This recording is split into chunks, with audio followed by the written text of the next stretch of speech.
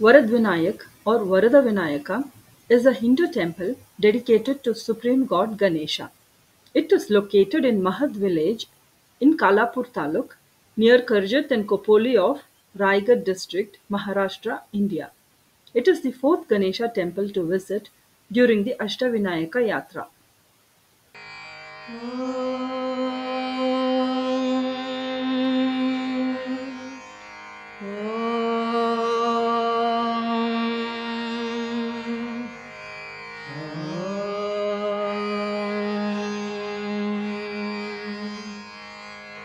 मुदाकरात्तमोदकं सदा विमुक्तिसाधकं कलाधरावतंसकं विलासिलोकरक्षकं मुदाकरात्तमोदकं सदा विमुक्तिसाधकं कलाधरावतंसकं विलासिलोकरक्षकम् अनायकैकनायकं विनाशिते भदैत्यकं गताशुभाशुं नाशकं नमामि तं विनायकम्.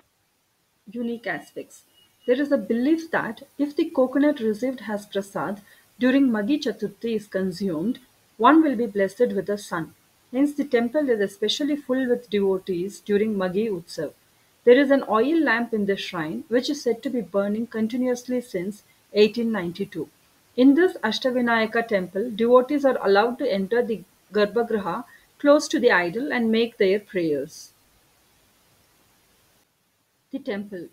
The idol of this temple, Varada Vinayaka, is a Swayambhu or self manifested and was found in the adjoining lake in an immersed position in 1690 AD. This temple is said to be built in 1725 AD by Subedar Ramji Mahadev Bivalkar. The idol of this temple faces the west and has his trunk turned to the left. This temple also has the idols of Mushika, Navagraha Devatas, and Shivalinga. There are four elephant idols guarding the four sides of the temple. A gomukh, that is the face of a cow, is seen on the north side of the temple from which flows the holy water. A holy pond is situated on the west side of the temple. Devotees visit the Varadvinayak shrine throughout the year. During festivals like the Maga Chaturthi, huge crowds can be seen in this temple. Historical background.